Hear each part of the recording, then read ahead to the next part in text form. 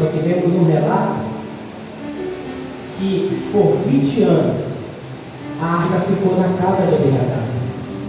E por 20 anos na casa de Abinadab, a palavra diz que o Senhor não fez nada por ela. Não tem relatos de bênçãos do Senhor na casa de Abinadab em 20 anos. Mas temos o registro de tudo quanto Obed tinha, o Senhor abençoou em 3 meses. Por que será? Porque nós precisamos entender um pouco disso. Preciso voltar lá no livro do profeta Samuel, onde a história começa. A Bíblia diz que a Arca da Aliança, no primeiro livro do profeta Samuel, ela está sob os cuidados de Eli, o sacerdote, e sob os cuidados dos seus filhos, Ofni e Finéias. Só que Deus já tinha traçado todo o projeto, todo o plano. Deus tinha arquitetado tudo para que Moisés, como ela fez, aonde a arca, de que forma procederia a arca da aliança, a arca do concerto, a presença de Deus, e uma ordenança é dada para ele, que essa arca deveria ser zelada, que essa arca deveria ser cuidada, que essa arca deveria ser levada nos ombros dos levitas. Dentro desta arca, irmãos, ela tem 3 coisas que compõem esta arca. Dentro dela, a arca tem as tábuas da lei, a arca tem o cajado de Arão, e a arca tem o maná que Deus proveu, o maná que foi a provisão para o povo de Israel. Então eu entendo que se na arca tem as tábuas da lei, a arca representa a palavra de Deus. Se a arca tem o cajado de Arão, ela representa a autoridade do nosso Deus. E se a arca tem o maná, a arca também representa a provisão de Deus. Então quem tem a arca não precisa de mais nada, precisa zelar da arca, precisa cuidar da arca. Quem tem ela, naquela época, não precisaria de uma ajuda humana, não precisaria de um suporte do homem. Se a arca tivesse presente, algo diferente acontecia. Pois bem, vinha acontecendo algo diferente na época de Moisés, porque Deus tinha dado uma orientação, e até então esta orientação havia sido cumprida, esta orientação havia sido seguida, essa orientação havia sido obedecida. Pois bem, o tempo passa, e a palavra de Deus diz que chega um determinado momento que esta arca agora está sob os cuidados do sacerdote Eli.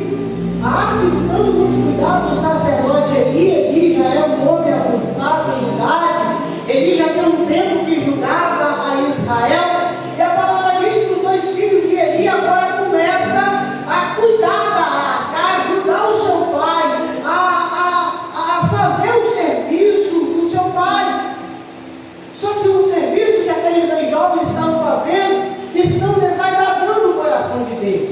Eles não zelam a arca como ela deveria, não prioriza a arca como ela deveria, não faz da arca as orientações que Deus tinha dado para Moisés.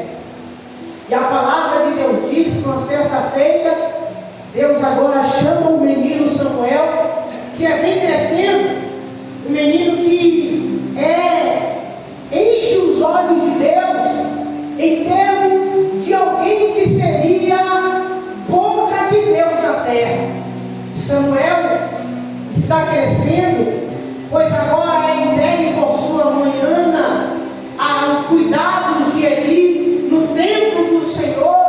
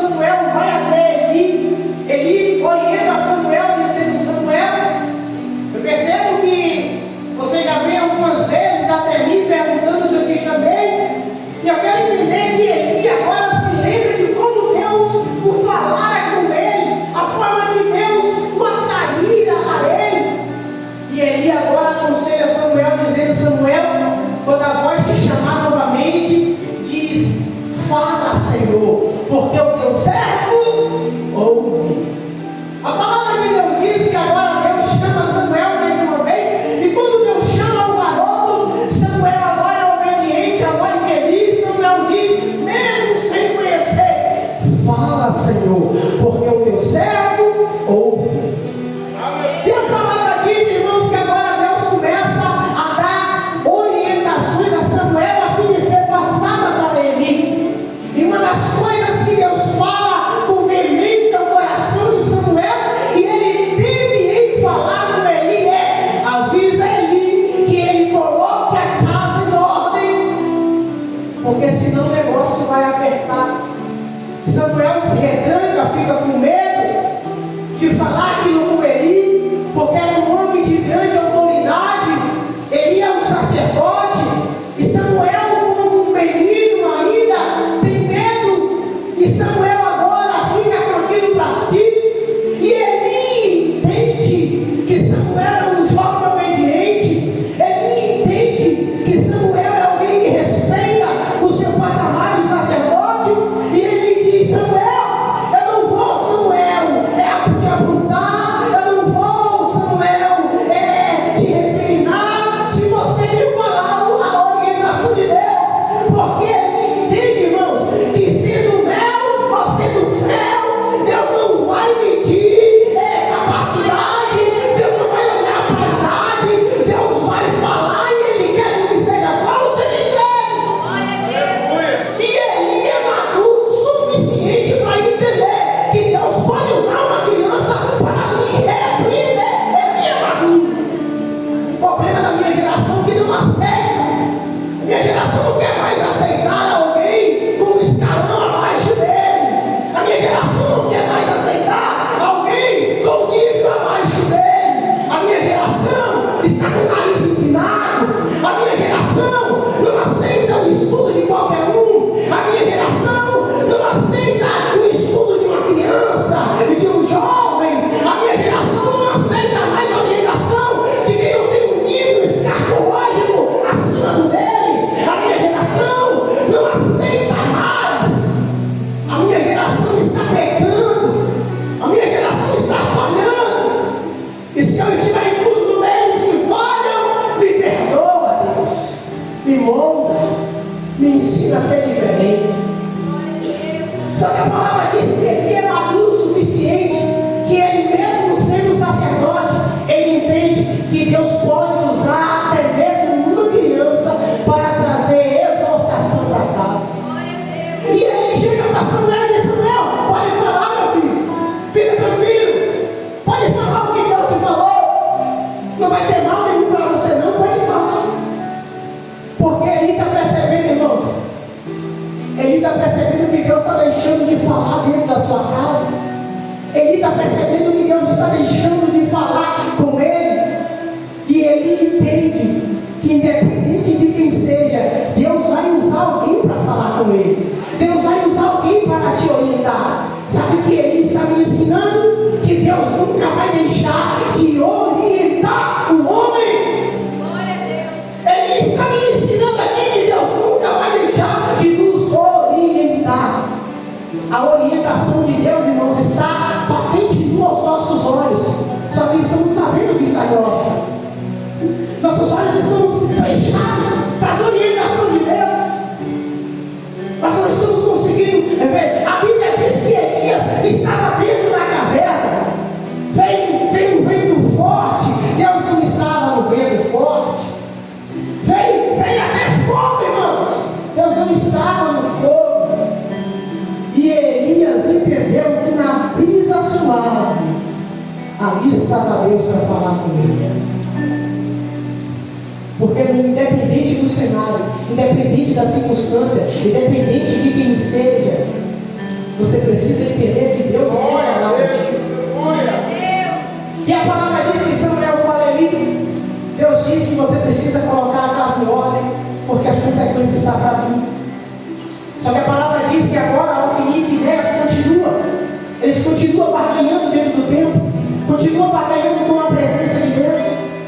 Uma bela feita, Israel está com a peleja travada contra os filisteus, e na peleja que Israel está travada contra os filisteus, a palavra diz que um ataque tem contra os filisteus, e Israel sofre o primeiro embate, e ele perde, se não me falha a memória, cerca de 4.000 homens.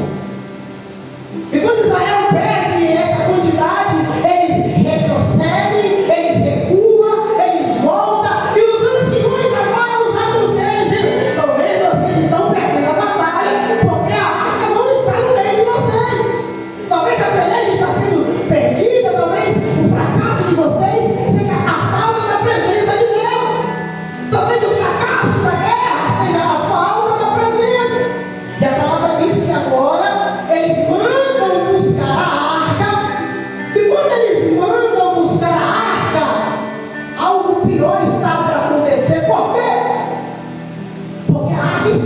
cuidados de Ofni e Finéias.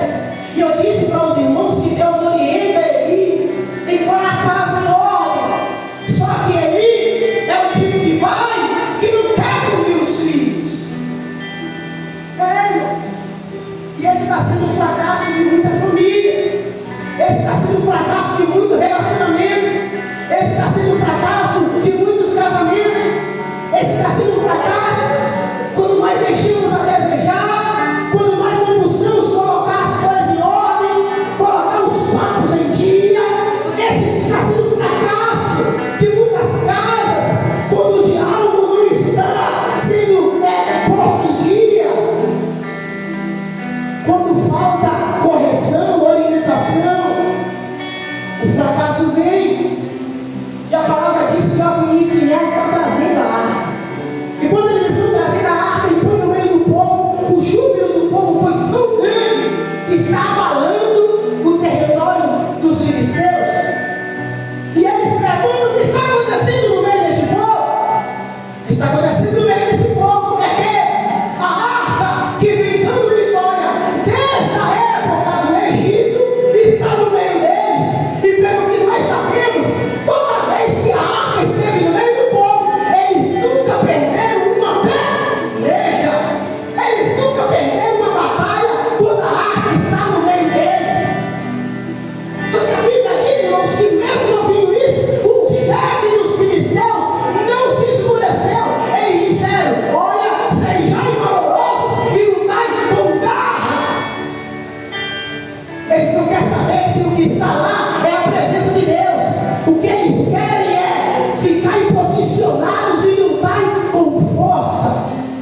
Aplicando para os nossos dias, a palavra de Deus diz que Satanás está nos nossos derredor, bramindo como leão, querendo nos tragar vivo. Irmãos, e aonde tem brecha, Satanás entra. Aonde tem brecha, Satanás invade. E a palavra de Deus diz que os filisteus não temem mediante a presença de Deus, a arca da aliança, a arca do concerto. Sabe por que eles não temem, irmão? Porque eles percebem que no primeiro confronto Israel falhou em não ter a arca no meio deles. Sabe por que eles não temem? Porque eles percebem que quando Israel deveria priorizar, Israel não priorizou a presença. Israel está fazendo como Saul vai fazer quando assim no reinado. Israel não vai se preocupar na primeira peleja em trazer a presença de Deus. E posso te falar um negócio? Se nós não atrairmos Deus para o princípio de todas as coisas, querido, o fracasso é certo. O fracasso vem. Ou nós atraímos Deus para o princípio de todas as coisas, ou o fracasso vai vir. Não adianta depois que o fracasso vir querer atrair Deus, não. Não adianta, querido. Ou nós entendemos que devemos priorizar a presença, priorizar Deus, ou o fracasso vai vir. E a palavra diz que o inimigo entende. O inimigo é astúcio. A palavra diz que ele é astúcio. E ele diz: olha, sejam valorosos. E quando eles vão para a guerra novamente, diz a palavra de Deus que Israel torna a sofrer um embate. E agora, mais de 30 mil homens foram mortos. E a pergunta que não quer calar é: por que Israel está perdendo mais uma vez, sendo que a presença está no meio? Sendo que a arca está ali? E uma coisa é nós priorizar o Deus da arca, outra coisa é nós querer priorizar a arca de Deus. Ou nós aprendemos a priorizar o Deus que faz todas as coisas, ou todas as coisas que são feitas por Ele não vai ser feitas em nossas vidas. Ou nós aprendemos a trazer Deus para o cenário de todas as coisas, ou todas as coisas no cenário da nossa vida nunca vai acontecer. Aí a notícia chega até o sacerdote Eli dizendo: Eli, os teus dois filhos morreram, Eli. Os teus dois filhos morreram, Eli. A palavra diz que Eli não se abala com isso, querido.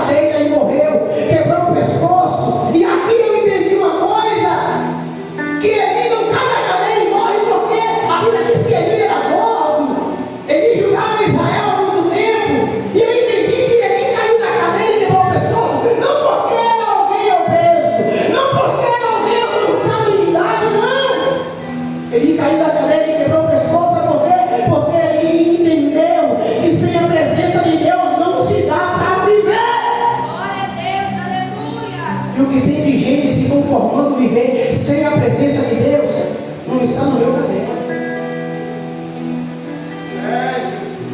E o problema, né, não é a quantidade de gente que está vivendo lá fora. O problema é a quantidade de gente que está vivendo dentro da casa. Está priorizando a casa. Está priorizando a casa. A prioridade da minha geração é a casa. A prioridade da minha geração é quadro parede. A prioridade da minha geração é ingressar. A prioridade da minha geração é fazer comida para os homens. Estão se esquecendo de priorizar o Deus que se manifesta na casa. Aleluia.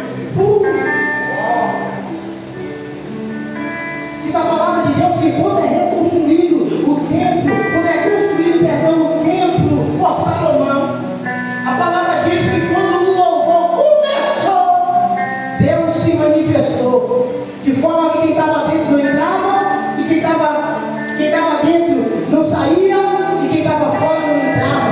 A presença de Deus era tanto, irmão, era tanto, que quem passava em redor, irmãos, era atraído pela presença. Hoje está diferente. Hoje quem passa lá fora diz: eu não vou lá dentro, porque lá está assim, assim, assado. O problema é que hoje quem está lá fora passa e olha para a segunda família e não aponta para aqui, só para aqui, eu aponto para um contexto em geral,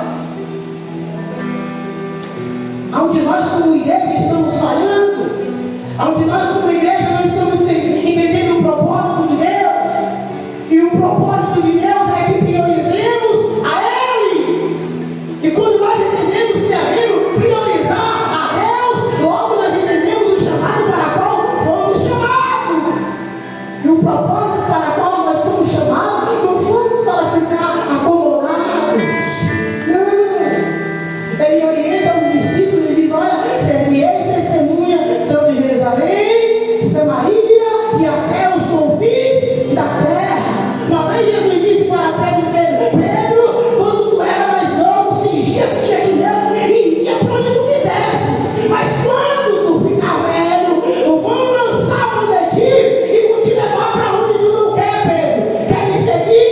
Vem. Jesus está dizendo: Pedro, quando tu começar o ministério, vou começar a te perseguir, ter vontade de te matar, vai querer me seguir depois disso? Vem. Pedro disse: eu vou, Jesus. E na segunda carta de Pedro, Pedro vai relatar dizendo: Jesus disse que eu estava caminhando para a morte, então eu não posso parar, eu vou continuar. E aí vem Paulo dizendo que morrer para Cristo é lucro. Eu estou falando de uma geração que está entendendo o propósito de Deus. Quando nós entendemos o propósito de Deus, irmãos, ouvir a quatro paredes vai ser um dia após outro. A palavra de Deus diz que agora a mulher de Finéias estava prestes a dar à luz. Ela ouve: seu esposo morreu. Ela nem se abala, irmão. A mulher de Finéias nem se abala quando ouvir que o esposo dela morreu. Mas quando ela ouve que a arca de Deus foi levada, a palavra diz que ela estava prestes a dar à luz. O impacto da perda da presença de Deus foi tão grande, a palavra diz que ela deu à luz naquele momento e colocou o nome da criança aí, acabou, que significa foi-se a glória de Deus.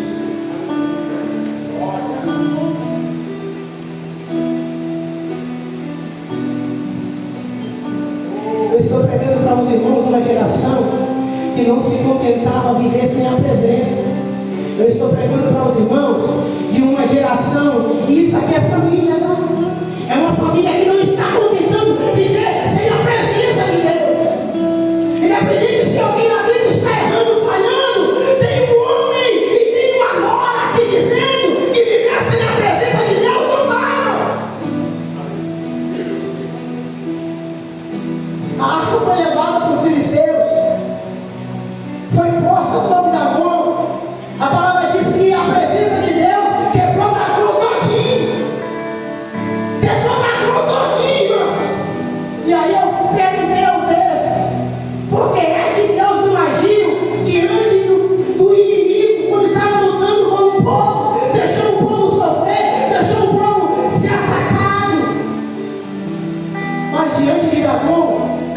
suporta ficar de pé. Ai, irmão, só mais um meio para entender isso aqui. Sabe por quê? Porque quando Ofni e Finéias traz a arca da aliança para o meio do povo, o povo estava tendo a presença, a arca, no meio deles, como um amuleto de sorte. Já que ontem nós perdemos porque não tínhamos a arca, hoje nós vamos ganhar. Quando nós aprendemos a entender que a presença de Deus é diferente de um amuleto de sorte, ou vamos sofrer embaixo. E aí, como Deus é fiel com a palavra dele, que diante dele o inimigo não permaneceria em pé, quando Dagon está posicionado em pé, uma escada que os filisteus adoram, a palavra diz que ela se quebra todinha. Porque diante da presença de Deus, irmãos, ninguém consegue ficar de pé. Mas quando um povo que não prioriza, não reverencia, não tem respeito, não tem caráter, não se humilha, não se subjuga a essa presença, os impactos vão vir, as adversidades vão vir, esse povo vai ser atingido, esse povo vai ser alvo do inimigo. Só que o tempo passa, os filisteus percebem que a presença de Deus está causando muito danos para eles. Ele diz: precisamos tirar essa arca daqui, precisamos tirar esse negócio daqui.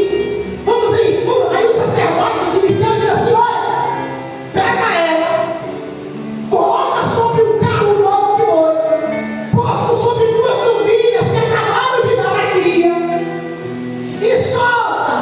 Se ela assim pega o caminho de cá, Deus não está nesse negócio. Mas se ela for para o caminho de Becém, aí sim vocês devem urgentemente sacrificar ao vosso Deus, porque Deus está nesse negócio. E a Bíblia diz que quando ele solta o carro de boi, levando a arca, e os filisteus dizem: se ela for para cá, não é Deus que está trazendo esse mal, mas se ela for para cá, é Deus que está trazendo esse mal, e a gente vai ter que sacrificar o nosso Deus urgentemente. Diz a palavra de Deus que as vaquinhas estão indo, e de repente elas vão para o caminho de Becém, e eles entendem que eles precisam urgentemente se arrepender diante do Deus de Israel, porque é Deus que está no controle de todas as coisas. Quando Nabucodonosor, uma bela feita, disse que a grande e terrível Babilônia foi construída com a força dos seus braços, Deus olhou para ele e disse: vou abater a tua soberba, e vou mostrar para você que nada do que você edificou foi com tuas próprias forças, foi com teus próprios braços. E a palavra diz que Deus enviou Nabucodonosor a passar um tempo comendo capim com os animais no campo, para ele entender que só um que pode todas as coisas, só tem um que está no controle de todas as coisas. Então não adianta buscarmos refúgio em muitos lugares ou em qualquer lugar. O nosso refúgio está nas palavras compostas pelo salmista: o meu socorro e a minha fortaleza vem do Senhor, que fez os céus e a terra. Ele é o meu refúgio, Ele é o meu socorro. A palavra diz que a arca chega na casa de Obed, Abinadab, e por 20 anos a arca está na casa de Abinadab.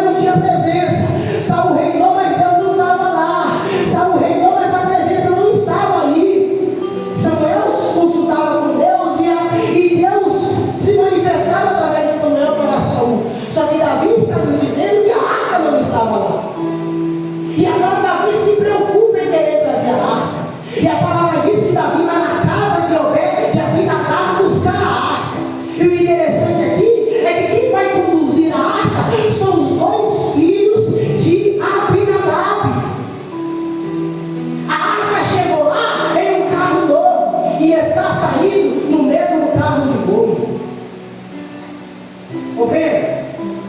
Mas Deus não falou, Davi não conhece a palavra, Davi não entende a palavra, Davi não sabe que tem que carregar nos lombos dos levitas. Quem está com Davi não sabe, sabe. Mas sabe qual é o problema? Que quando nós estamos com pressa com as coisas de Deus, nós acabamos fazendo sem a orientação de Deus, sem consultar a palavra de Deus. Porque todas as vezes que fazemos algo errado mediante o que está escrito, é falta de consulta. Davi sabe, os anciões que estão com Davi sabem que tem que ser carregado no lombo dos levitas. Só que quando ele vai buscar na casa de Abinadab, os dois filhos de Abinadab pega no carro de boi, põe os bois ali e sai com a arca. Só que não era para ser assim, irmãos. Não era para ser assim, porque Abinadab é diferente dos filisteus. Abinadab é um homem diferente dos filisteus, irmãos. Abinadab é um homem, irmãos. Abinadab é um homem que sabe quem é Deus, irmãos. Abinadab conhece de palavra. Abinadab entende o que é palavra.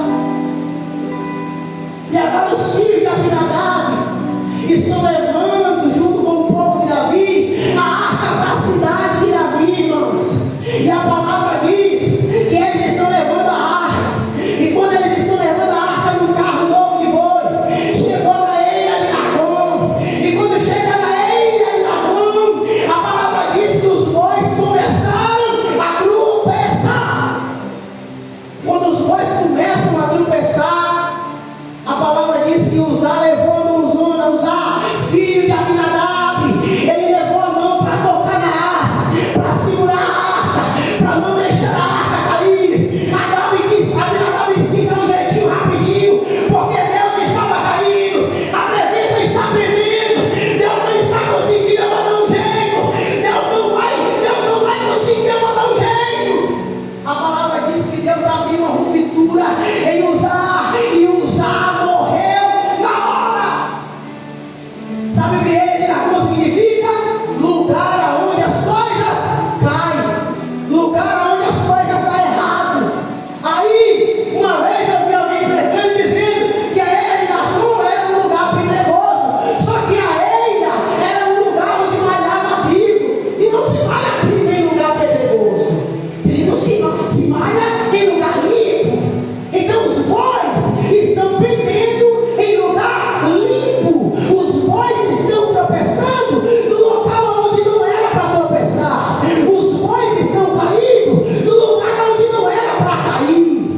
Sabe o que é Deus dizendo aqui? É Deus dizendo: desde quando saiu de lá, se conserta, faz direito, porque vocês estão se aproximando da eira de Nacon, o lugar onde as coisas caem, o lugar onde as coisas dão errado. A minha geração entende que precisa urgentemente, diligentemente, buscar se consertar, buscar fazer o certo, buscar, oh meu Deus do céu, ou nós vamos estar chegando no lugar onde as coisas caem. E no lugar onde as coisas caem, irmão, tudo é revelado. No lugar onde as coisas caem, tudo vem à tona. No lugar onde as coisas caem, todo mundo vai descobrir. No lugar onde as coisas caem, todo mundo vai ficar sabendo. No lugar onde as coisas caem, o escândalo é grande. No lugar onde as coisas caem, todo mundo vai estar sabendo. No lugar onde as coisas caem, Deus te vergonha. Aleluia. Glória. Davi ficou nervoso, Davi ficou estressado com Deus. E a palavra diz que Davi falou: como eu vou levar para a minha arca? Como eu levarei para a minha arca? A palavra diz que tem uma casinha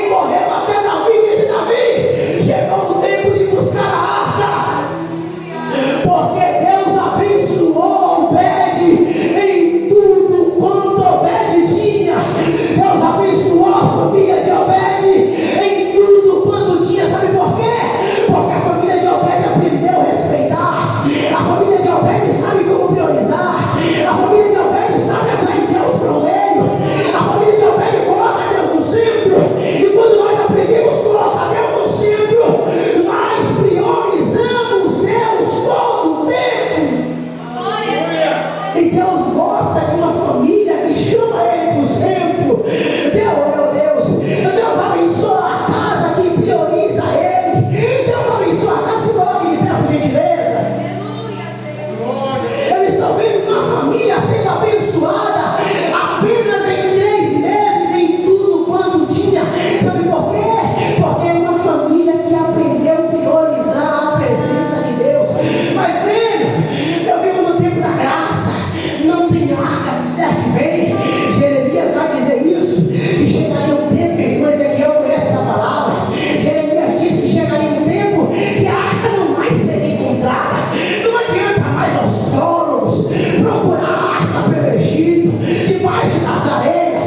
Não adianta mais. Jeremias disse que não encontraria mais a arca da aliança. Não adianta dizer que encontraram a arca por aí e ela está guardada em um lugar secreto. Não adianta, porque a palavra diz que a arca não seria encontrada. Só que agora a palavra diz que o véu do templo se rasga, e quando ele se rasga, ele dá direito ao homem a adentrar a presença de Deus, a adentrar o santo dos santos, a se prostrar diante do Senhor. Chama aqui.